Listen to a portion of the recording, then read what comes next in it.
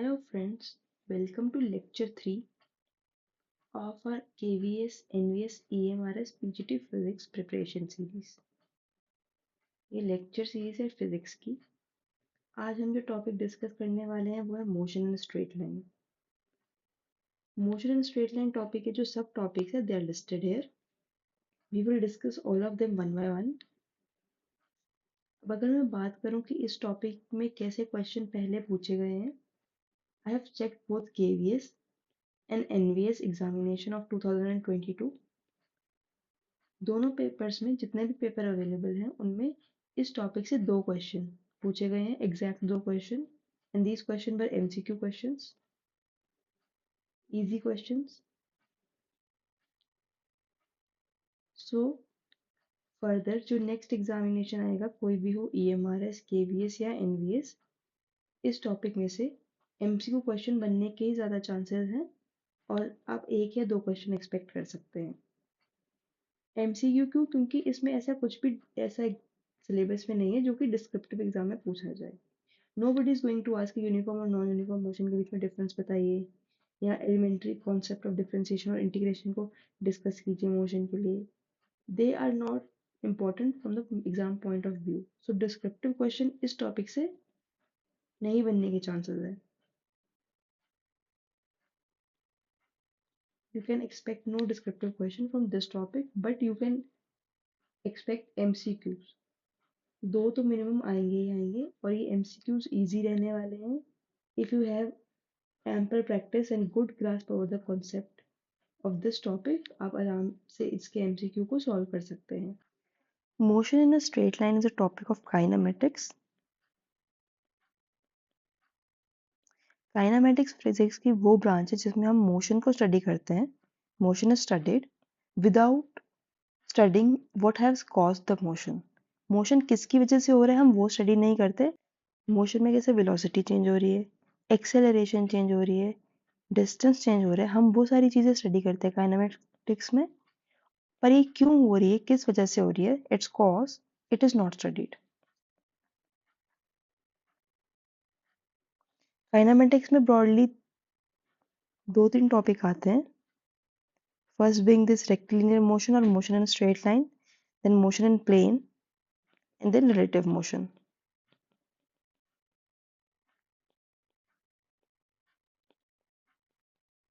Firstly, we will tackle this motion in straight line. The first concept we are going to study is rest and motion.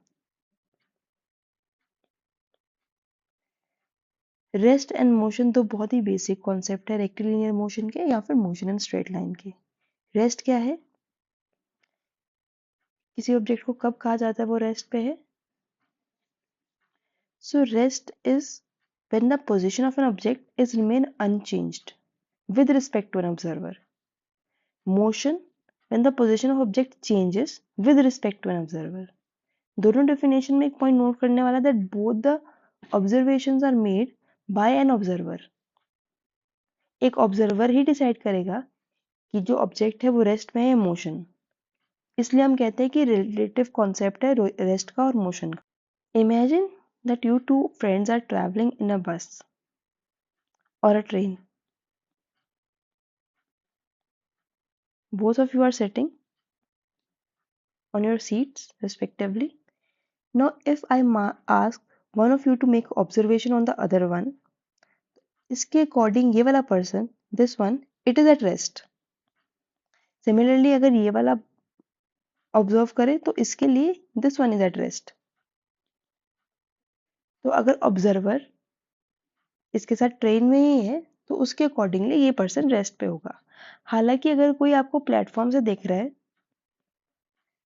If this one is asked to make an observation, तो इसके लिए you are moving because he can say कि अभी तो ये यहाँ पे था, नेक्स्ट अब ये यहाँ पे चलेंगे, now they are hair.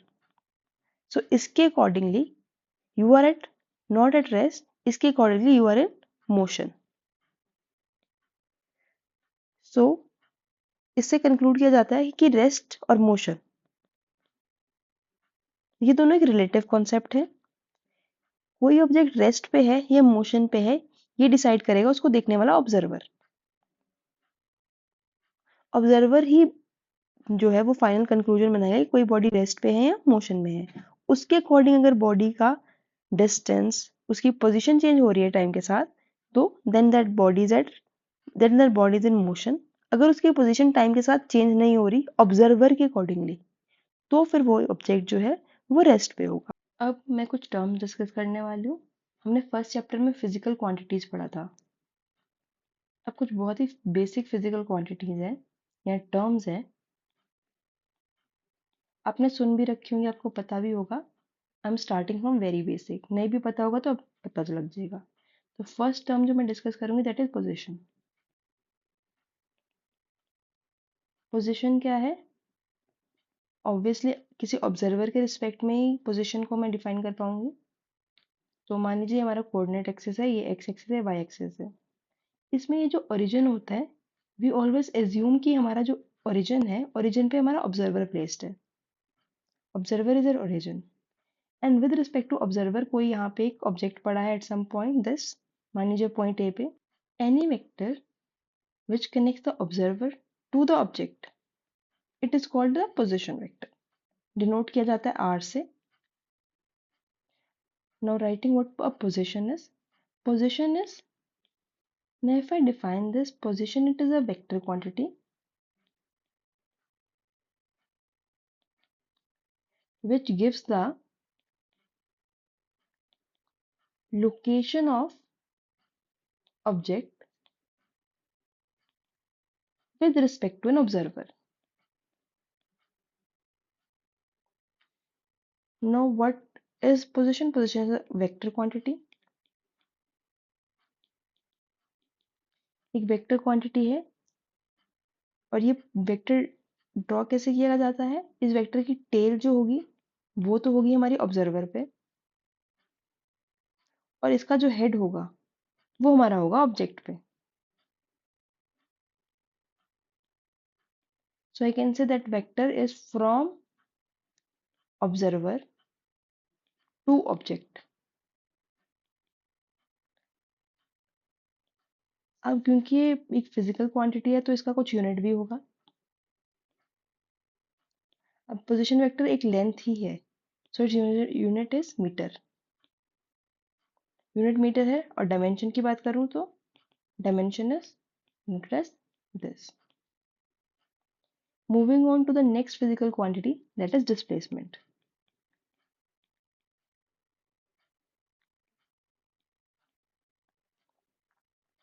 Now displacement again it is a vector quantity.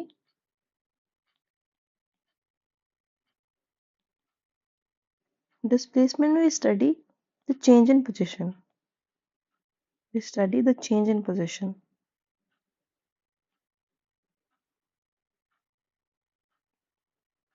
Again same. Let we have a coordinate axis. Observer origin पे पड़ा है. This is x axis. This is y axis.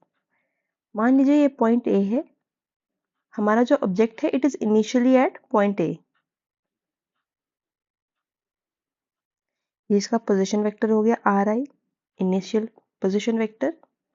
Now let's say कि वो कुछ move करता है, अपनी position को चेंज करता है and then finally it comes to this point B.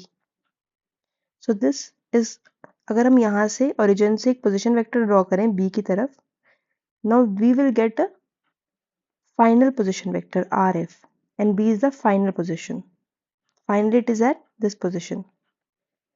So अगर हमें डिस्प्लेसमेंट डिफाइन करना हो तो displacement S is defined as the change in position. That means final position vector minus initial position vector. Now because this is a subtraction between two vectors, so displacement is also a vector quantity. Now displacement अगर मैं देखूं तो RF, यहाँ से I can write RF is equal to S plus RI. That means RI vector में अगर हम S vector को add करेंगे then we will get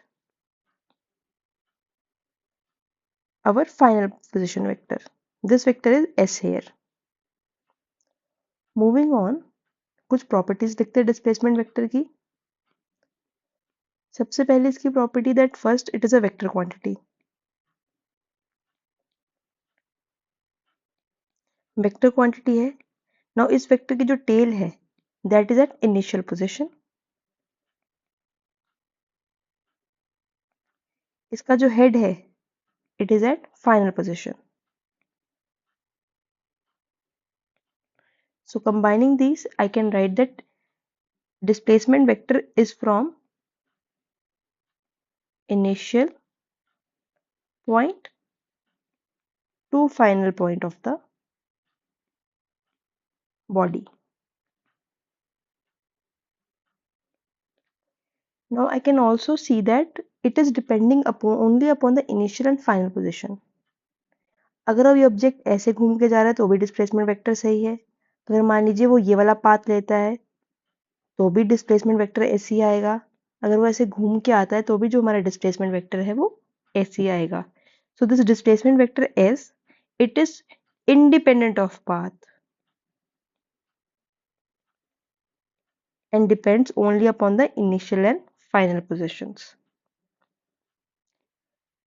Now let's imagine कि ऑब्जेक्ट की इनिशियल पोजीशन ये है, ये ऐसे घूम के आता है and then it again comes to its initial position.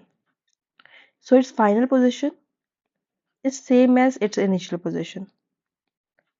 Same as initial position. तो इस केस में क्या होगा? इस केस में जो हमारा डिस्प्लेसमेंट वेक्टर होगा that would be 0. Why? Because Ri is same as Rf is same as Ri. So this displacement vector comes out to be 0. तो कंक्लूड करके मैं लिख सकती हूँ दैट फॉर क्लोज्ड लूप के लिए हमारा जो डिस्प्लेसमेंट वेक्टर है that is 0. 0 displacement. Also displacement को डिफाइन किया जाता है एक और तरीके से. आई can right the displacement S is the shortest distance between initial point and the final point. So it is the shortest distance. Shortest distance between initial and final point. Sixth is, since it is also a measure of length, so its unit is meter and its dimension is L. Moving on to the next physical quantity. Next, I want to talk about the concept of distance traveled. Distance traveled. Distance travel क्या है? मान लीजिए object initially यहाँ पे है, घूम घाम के it comes to at this position. This is the final position, this is the initial position. Distance travel measures the path length. Initial और फाइनल पोजीशन तक आने के लिए उसने जो पाथ यूज की है उसके पाथ की लेंथ क्या है. फॉर एग्जाम्पल यहाँ पे you can see the path it uses is like this. तो हम इस पूरे पाथ को रिट्रेस करेंगे. We will move along the path and measure the entire length. तो वो जो लेंथ आएगी that is our distance travel. नो है तो लेंथ, सो अगेन इसकी unit is metre and dimension is L. Distance, अगर डिस्प्लेसमेंट की बात करूं तो displacement is this. This is our displacement in this case. But displacement is not the same as distance traveled. Displacement you can see यहाँ displacement तो बहुत कम होगी और distance travel ज़्यादा होगा. ये दोनों क्वांटिटी सेम नहीं है. सिर्फ एक ही केस में हमारा डिस्प्लेसमेंट और डिस्टेंस सेम होता है अगर ऑब्जेक्ट यहाँ से सेम यही पाथ लेके यहाँ आए. If it take this same path, उसी केस में हमारा जो डिस्टेंस ट्रेवल्ड है और डिस्प्लेसमेंट है वो सेम है. इससे एक इंपॉर्टेंट इनइक्वालिटी आती है that is displacement it is always less than or equal to distance. Displacement of a body is always less than or equal to an distance. One more thing, this distance, it is a scalar quantity.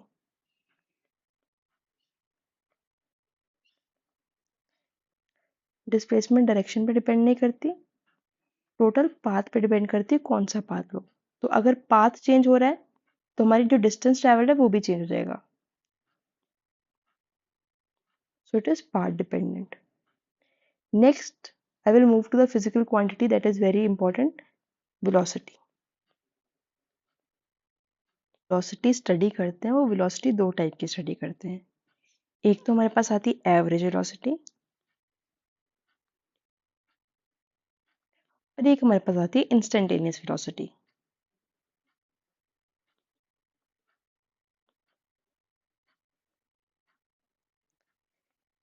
Average velocity जो है वो है velocity का measure for a finite time interval. Finite time interval के लिए अगर हम कोई वेलोसिटी मेजर करेंगे that is called average velocity.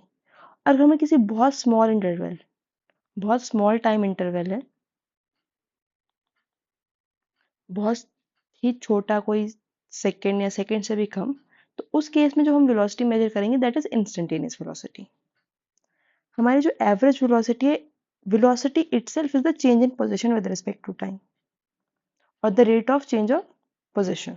Velocity is rate of change of position. और अगर पोजीशन चेंज हो रही है for a finite time interval में कितनी पोजीशन चेंज हो रही है अगर हम वो कैलकुलेट कर रहे हैं then we are calculating average velocity. अगर बहुत स्मॉल टाइम इंटरवल में कितनी पोजीशन चेंज हो रही है if we are calculating that तो हम इंस्टेंटेनियस वेलोसिटी कैलकुलेट कर रहे हैं. अगर न्यूमेरिकल में स्पेसिफाइड नहीं है कि एवरेज वेलोसिटी कैलकुलेट करनी है then you are calculating instantaneous velocity only. Instantaneous velocity को ही हम नॉर्मली वेलोसिटी बोलते हैं. अगर कहीं एवरेज वेलोसिटी निकालना हो तो न्यूमेरिकल में स्ट्रेट फॉरवर्ड एवरेज वेलोसिटी लिखा होगा. अगर एवरेज नहीं लिखा हुआ तो इंस्टेंटेनियस ही है वो. एवरेज वेलोसिटी क्या है? It is defined by symbol v. Average ये क्या है? चेंज इन पोजीशन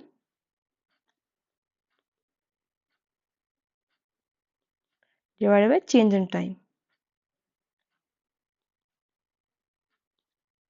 से फॉर एग्जांपल हमारा ये पॉइंट है इनिशियल पोजीशन. ये उसका पोजीशन वेक्टर है आर आई. ऑब्जेक्ट घूमता है and it comes to this final position. This is its final position vector R F. This is observer X axis Y axis. तो अब R I is initial position vector, RF is final position vector. So velocity average is RF minus RI.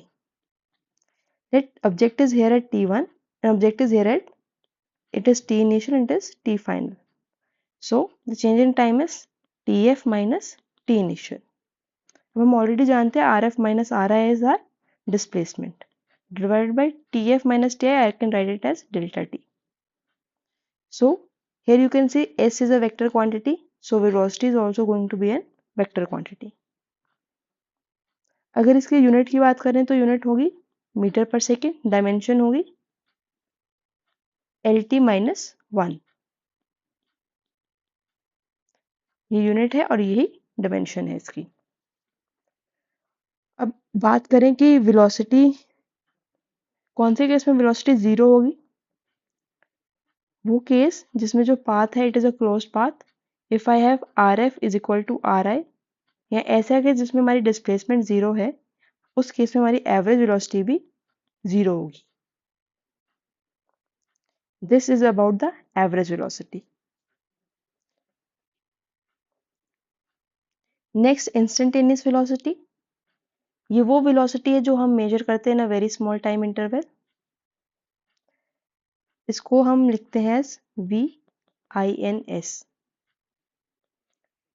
No है तो ये भी change in velocity. It is also a change in position RF minus RI upon TF minus TI but for a very small interval. कैसा interval? ऐसा interval जिसमें हमारा जो time है it is very small. It is nearly approaching to 0. So VINST is equal to delta R upon delta T in the limit delta T approaching to 0. Now this is the definition of differentiation. So I can write this as dr upon dt. So if I have to find the velocity, I will simply differentiate the position with respect to the time. So this will give me the instantaneous velocity or velocity. Now again it is having the unit meter per second and dimension is lt minus 1. Now moving forward, अभी हमने यहाँ पे discuss कर लिया दो type की velocity, average velocity और instantaneous velocity. दोनों में फ़र्क क्या है कि average velocity finite time interval के लिए कैलकुलेट की जाती है और इंस्टेंटेनियस वेलोसिटी किसी बहुत ही स्मॉल टाइम इंटरवल के लिए कैलकुलेट की जाती है। Next moving on speed. Speed भी हमारे पास दो टाइप की हम स्टडी करते हैं, that is average speed and instantaneous speed.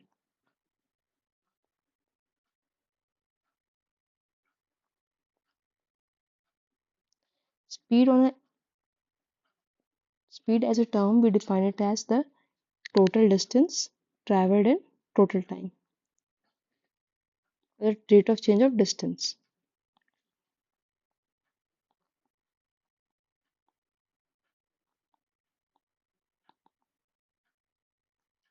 Now, average speed हमारे पास है, it is defined as the total distance divided by total time. It is a scalar quantity. इसकी जो units हैं that is meter per second and dimension है LT minus 1. Now instantaneous speed देखूंगी तो instantaneous speed is nothing but the magnitude of instantaneous velocity. Instantaneous velocity का magnitude ही हमारे पास इंस्टेंटेनियस स्पीड है। This is speed. Next moving on, जो हमारे पास इंपॉर्टेंट टर्म है that is acceleration. Acceleration is defined as the rate of change of velocity.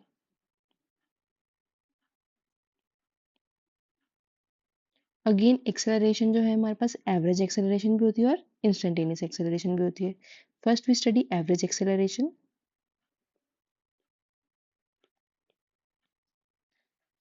मान लीजिए इनिशियली एक ऑब्जेक्ट यहाँ पे है, उसकी वेलोसिटी इस तरफ है, this is v initial and it is here at time t initial. Finally वो यहाँ चला जाता है और इस डायरेक्शन में उसकी वेलोसिटी है v फाइनल और टाइम है t final. So acceleration average it is defined as v final minus v initial divided by t final minus t initial, that is delta v upon delta t. अब ये it is a vector quantity.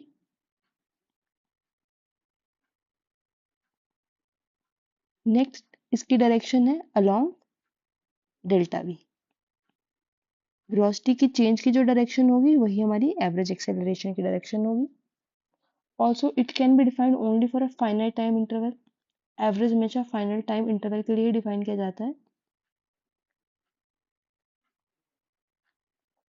इसकी जो unit है that is metre पर second square और इसकी dimensions है LT minus 2. Now moving on the next part, instantaneous.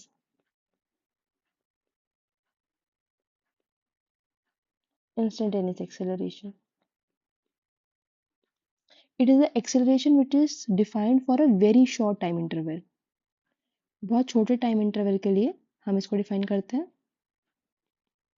अब ये क्या है, वो छोटा टाइम इंटरवल ऐसा है कि जो हमारा time interval it is nearly approaching to zero. हमने ऑलरेडी एक्सेलरेशन को डिफाइन किया है delta v upon delta t. Now let the time interval is approaching to 0. So I can write this as dv upon dt या फिर d upon dt। v का मैं अगर already put करूं dr upon dt, that is like d2r upon dt2. So this is how I define instantaneous acceleration. Now we have a question. इस question को solve करने की कोशिश करते हैं। A particle travel halves of a total distance with speed v1 and the next half with speed v2 along a straight line. Find out the average speed. सबसे पहले किसी क्वेश्चन को करना है तो हम सबसे पहले उसका डायग्राम सा बना देते हैं खुद को समझाने के लिए. तो मान लीजिए ये वो डिस्टेंस है जो पार्टिकल को ट्रैवल करना है. इसमें से जो आधा डिस्टेंस है वो ट्रैवल कर रहा है विद द स्पीड v1 और इससे आधा जो डिस्टेंस ट्रैवल कर रहा है वो with the speed v2. Okay, तो नेक्स्ट हमें पता है जो एवरेज स्पीड है, वी नो एवरेज स्पीड. हमारे पास एवरेज स्पीड का फॉर्मूला होता है total distance upon total time. हम मान लेते हैं हमारे पास ये टोटल डिस्टेंस है वो कैपिटल डी है. This total distance capital T. तो ये जो आधा डिस्टेंस है ये हो जाएगा d/2. Then again this half distance is d/2. अब मान लीजिए यहाँ से पॉइंट ए से बी को कवर करने के लिए उसको टाइम लगता है t1 और बी से सी को कवर करने के लिए उसको टाइम लगता है t2. So I can find t1 is equal to distance upon speed d upon 2v1. Similarly, t2 is equal to d upon 2v2. तो हमारे पास टाइम भी आ गया. So total time is t1 plus t2. So average speed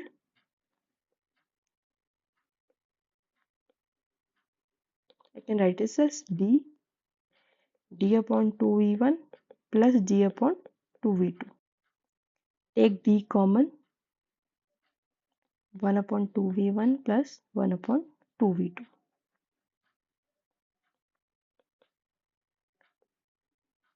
For v1 v2 upon 2v1 plus 2v2.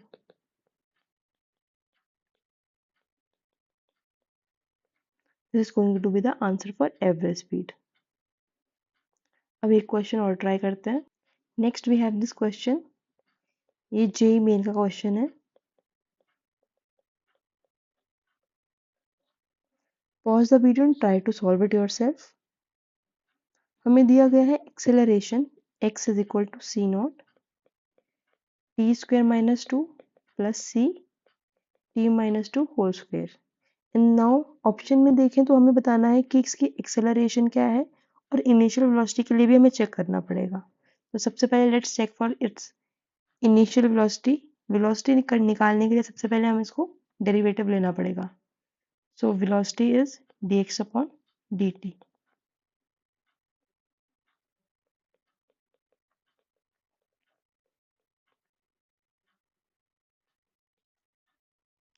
Now if you want to check for initial velocity put करेंगे t is equal to 0 तो हमारी v की value आ जाएगी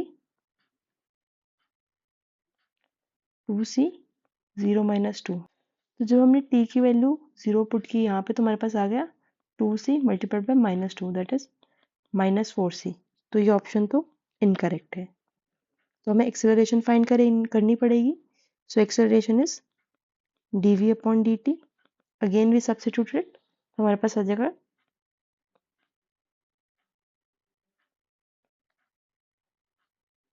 सो acceleration comes out to B.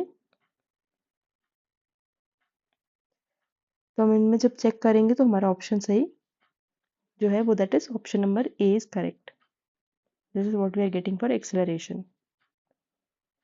Next moving on let's solve another question.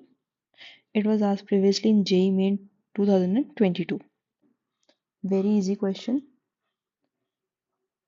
इसका मतलब ये नहीं है इजी है तो ये नहीं कि ये पूछा नहीं जा सकता. ऐसे क्वेश्चंस भी एग्जाम में आए हैं. The question is t is equal to under root x plus 4 and you have to find dx by dt, that is you want to find the velocity. Now अब क्या है कि यहाँ पे आपको dx by dt निकालना है, so you need x as a separate variable, यानी कि आपको ऐसा चाहिए कि आप x को differentiate कर पाएँ easily. So how will I do that? मैं सबसे पहले x को एक राइट हैंड साइड या लेफ्ट हैंड मैं x को लेफ्ट हैंड साइड पे ले आऊँगी मान लीजिए और लेफ्ट हैंड साइड पे I will make sure like this is root x. This comes out to be t minus 4. Now to find dx by dt, it would be better अगर मैं दोनों साइड स्क्वायर ले लूँ तो उससे calculation आसान रहेगी. So x is equal to t minus 4 whole square. अब मैं इजीली dx by dt निकाल सकती हूँ.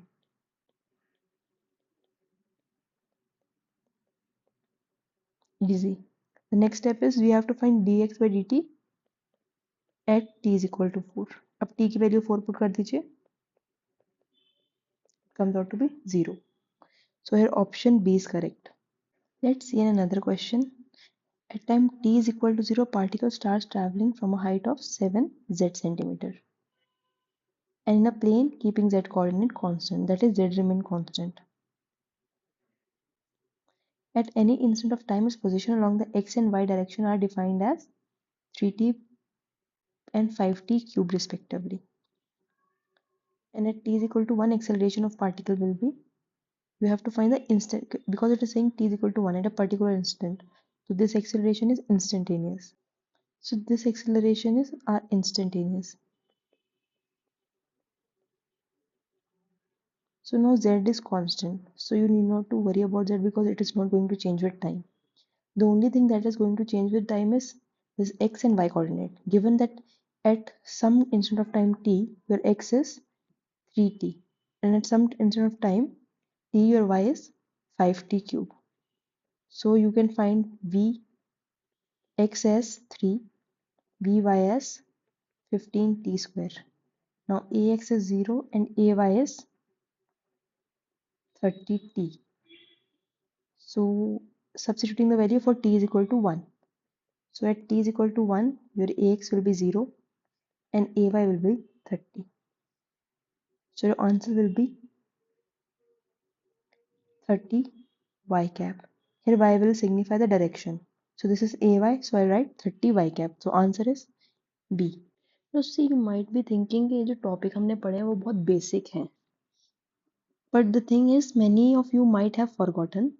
बहुत बेसिक बेसिक चीज़ें कई बार बहुत भूल जाते हैं. तो it's better you write them down. एक बार मेमोरी में रिफ्रेश हो जाएगा और साथ में ये बाद में कभी आपको भूलेगा भी नहीं. अभी भी रिवाइज किया तो भूलेगा भी नहीं. तो नेक्स्ट जो हम टॉपिक अब डिस्कस करने वाले that is uniform motion. Uniform motion is quite an important topic in this chapter. ये पूरा चैप्टर ही बहुत बेसिक है. सारा ऐसा है जो आपने बचपन में पढ़ा होगा and it is just a repetition of that. But that does not mean that this chapter is not important.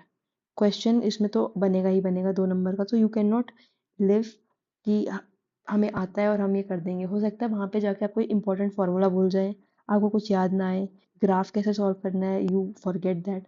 So it's better you revise this also. You can not leave anything. Even 1 marks count a lot. Moving on, the topic is uniform motion. Uniform motion की बात करें तो uniform motion एक ऐसी motion है जिसमें जो हमारी वेलोसिटी है that is constant. That is object की वेलोसिटी टाइम के साथ चेंज नहीं कर रही है. वेलोसिटी कांस्टेंट है मतलब स्पीड कांस्टेंट है. स्पीड कांस्टेंट होने के साथ साथ डायरेक्शन भी सेम है. Direction is also constant. So it is nearly like कि एक ऑब्जेक्ट है, it is travelling in a straight line और वो object it can not turn back. वो टर्न बैक नहीं कर सकता. It can not turn back. So मान लीजिए अगर ये उसकी इनिशियल पोजीशन ये एक्स आई है और ये उसकी फाइनल पोजीशन है x f. So we already know that d x upon d t defines that velocity. Let's say some velocity u. Now dx is equal to u dt. I can write it like that. अब मैं इसको integrate करूंगी x i to x f in time t i to t f. और let's say time 0 to t. Let it start. यहाँ पे time 0 है और यहाँ पे टाइम t है. So when I integrate, I will get xf minus xi is equal to u into t minus 0. So xf is equal to xi plus ut. So xf minus xi is equal to ut. Here xf minus xi you can write it as displacement. ये displacement है.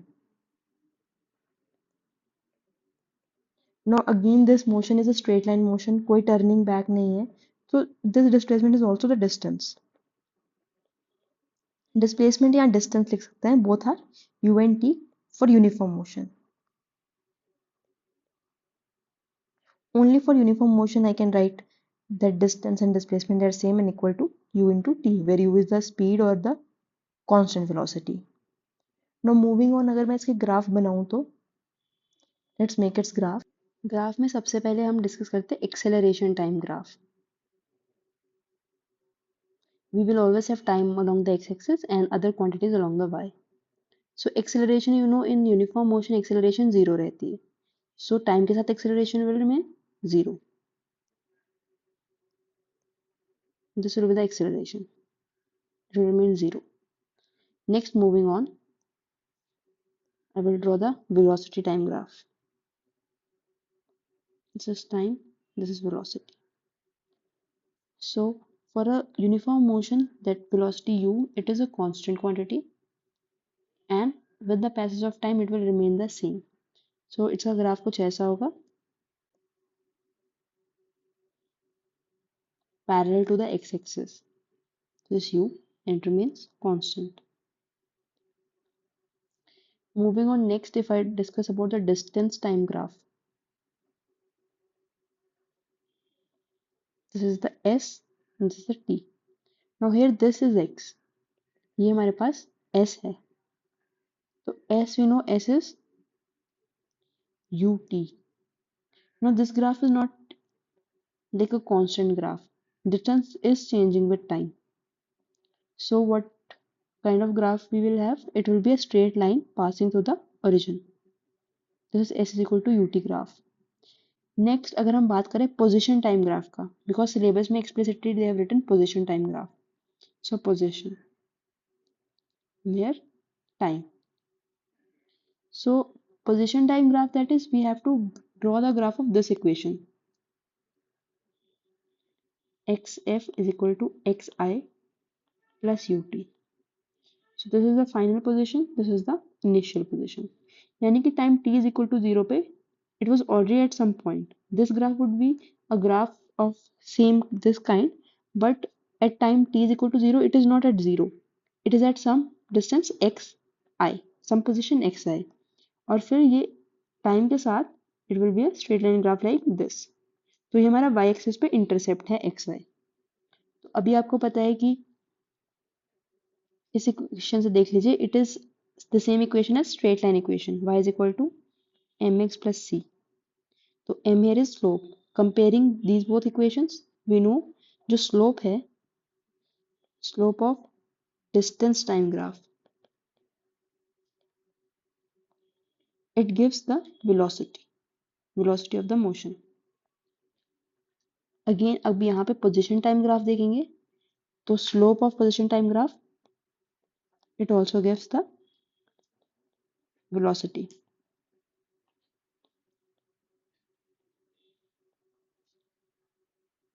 And next moving forward, अगर मैं देखूं कि intercept of position time graph क्या देता है, intercept of position time graph on the y-axis. It gives the initial position of the body.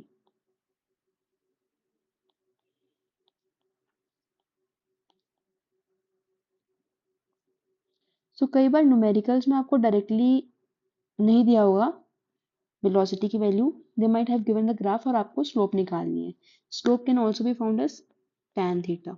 So if you find the tan theta of a graph, you can get the value of initial velocity, the velocity of the motion. Same here also. Here if this is the angle theta, tan theta will give you the value of u. If this is the angle theta, then tan theta will give you the value of u. Next जो हमारे पास है वो है non uniform motion, या आप इसको कह सकते हैं uniformly accelerated motion.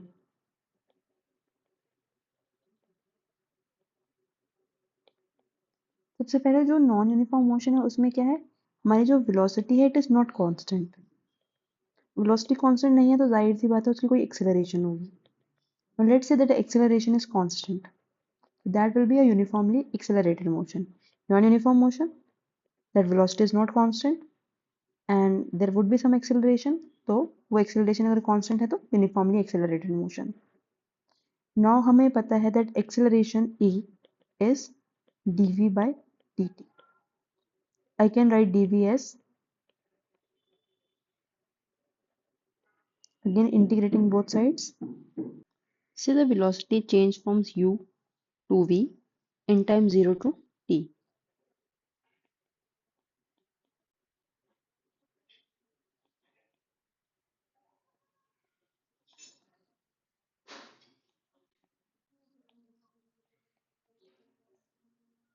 From here I get the equation.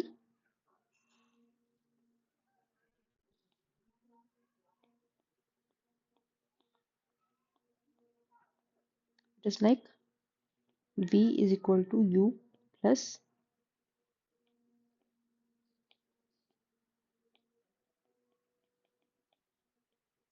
at. Now you see all these have vectors. पर जब हम रेक्टिलिनियर मोशन या स्ट्रेट लाइन मोशन की बात कर रहे हैं तो we can drop the vectors, क्योंकि उसके पास दो ही ऑप्शन है, या तो वो आगे जाएगा या तो वो पीछे जाएगा. सो अगर if it's going backward then we can use the negative sign, और आगे जा रहा है तो we use the positive sign for velocity and acceleration. Now this mark this is equation number 1. Now अब एक और इक्वेशन हम यूज कर सकते हैं. मान लीजिए अगर हमको डिस्प्लेसमेंट फाइंड करना है, डिस्टेंस फाइंड करना है, हमें पता है that we know that v is dx by dt, or let me say dr by dt. That would be a better word. Position is changing. So let's substitute in that.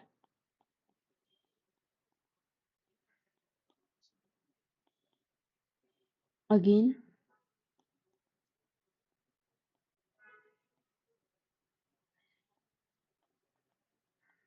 integrate both sides. Ri to rf. Time goes from 0 to t. So here I will get vectors.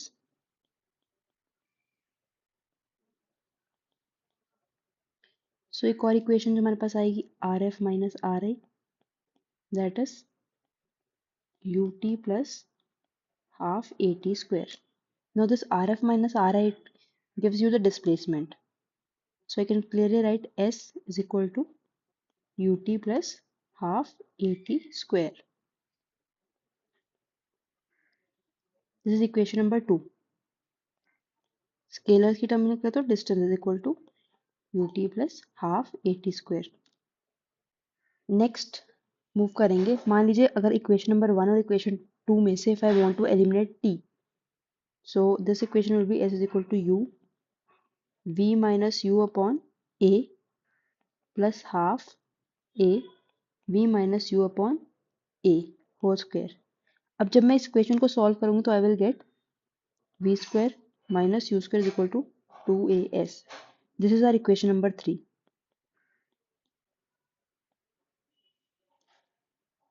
Now say let I want to eliminate u from equation number 1. So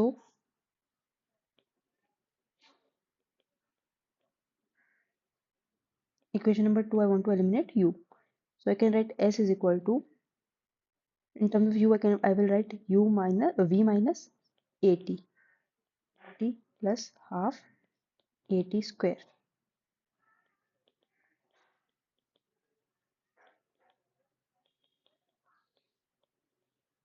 So s is equal to vt minus half at square. Say we have been given some equation जिसमें हमें initial velocity ना देके final velocity दी है. So we will use equation number 4. अब एक और बहुत important सा कॉन्सेप्ट है, distance travel in nth second. Distance traveled in nth second. Now let's say I want to find the distance traveled in nth second. See, say this is particle at t is equal to 0, and at t is equal to 5 seconds the particle is this, at this position. It might have traveled some this distance in 1 second, this in 2 seconds, this in 3 seconds, this in 4 seconds, and this much in 5 seconds. Say I want to find the distance traveled in 4th second. This distance traveled in 4 seconds. How will I find that? Now what I will do is I will see how much distance it has traveled in 4 seconds. Then from that I will subtract the distance it has traveled in 3 seconds. So this distance, it will give me the distance traveled in 4th second. And if I want to write it in terms of equation, already I know that S is equal to ut plus half at square. Now if time is equal to nth second, Sn is equal to un plus half an square. I just simply put the t as n. Now if I want to find out the distance traveled in n minus 1 second, put time as n minus 1 second. So Sn minus 1 is equal to un minus 1 plus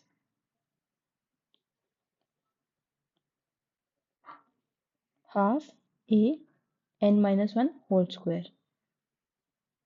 Now distance traveled in n second is Sn minus Sn minus 1. So it will be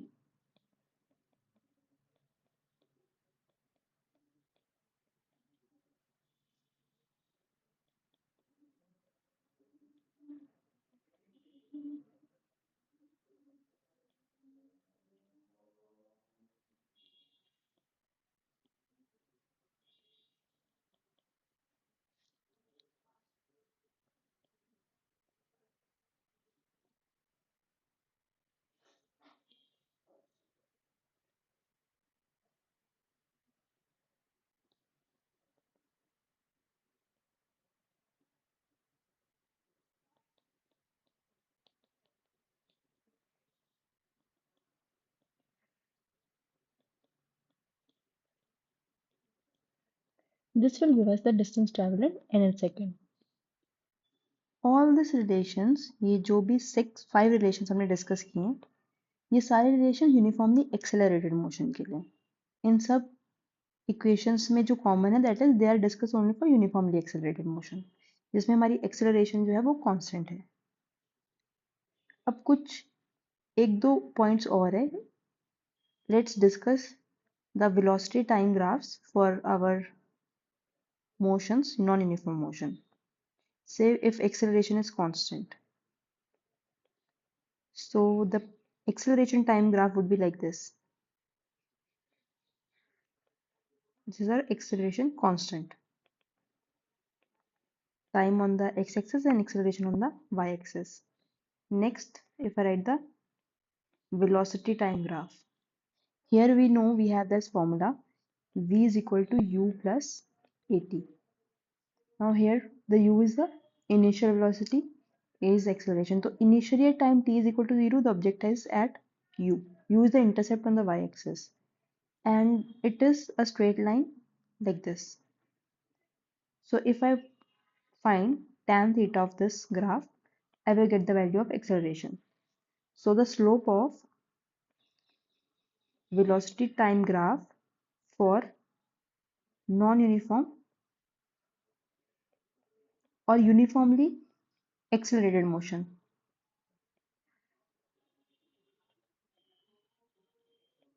I will get the value of acceleration. So this will give me the value of acceleration. Now I also have s is equal to ut plus half at square. Now from this, the graph would be a parabolic graph.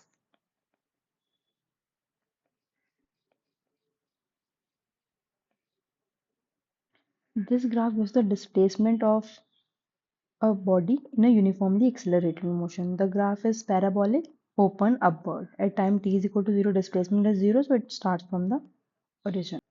Also अगर आप graph दिए हो उससे आप दो additional information और निकाल सकते हो.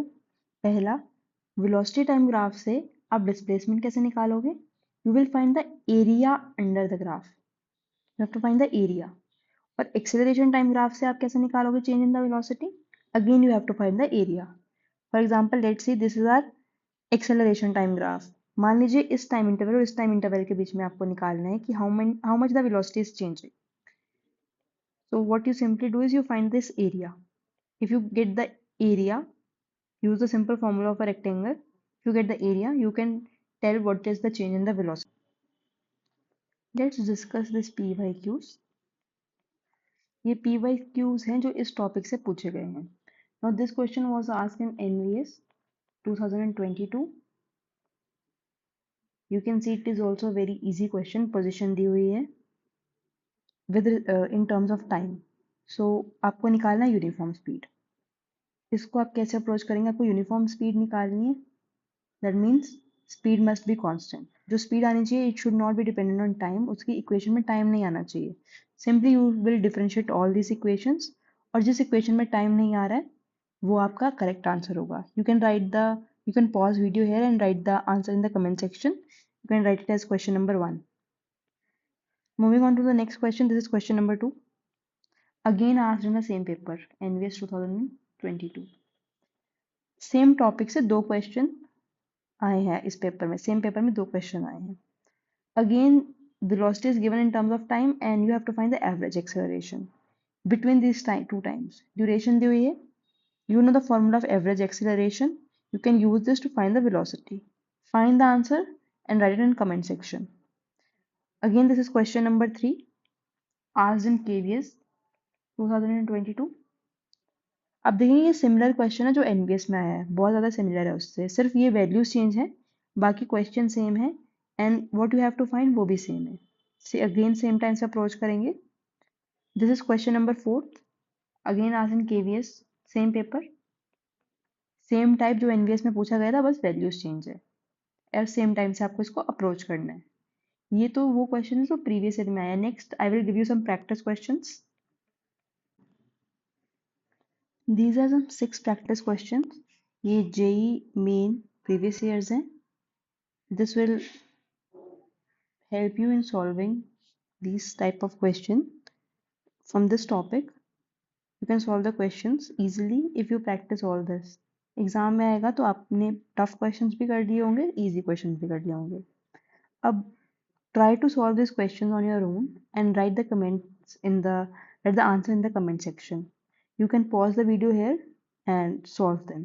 First question is this: a ball is thrown up vertically with a certain velocity. अब इसमें देखिए आपको इन क्वेश्चंस में आप यूजुअली देखेंगे that A is not given. So but you are also told that they are thrown up vertically, so means they are moving under the action of gravity.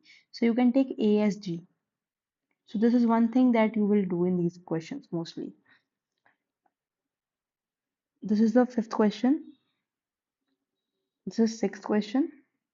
These are very good level questions. This is question number 7.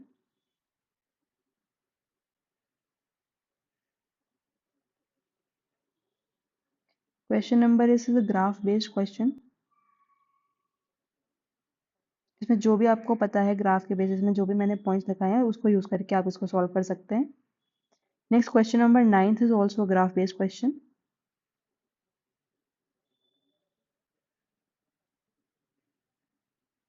One thing that you need to know is what is perfectly inelastic collision.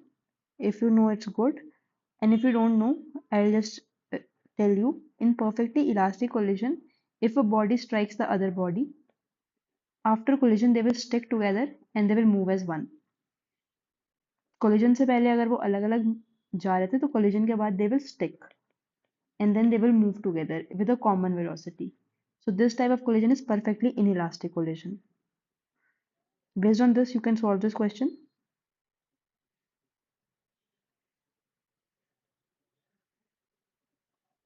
Next, this is the last question.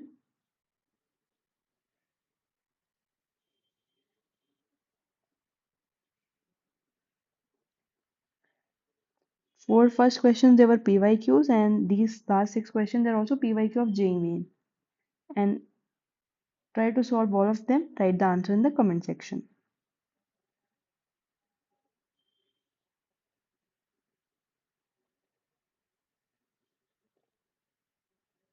That's all of this chapter. We have covered every part of this chapter given in the syllabus. This was the syllabus and we have covered everything. So next in lecture 4, I will try to do the next topic, that is motion in plane. But that's not all. You have to practice questions on your own also. Try to solve as much graph related questions you can from this topic because graph related question पिछली बार नहीं पूछा गया तो अच्छे chances है कि इस बार पूछा जाएगा बहुत एग्जाम्स में graph related question. So that's all from my side. Thank you for watching.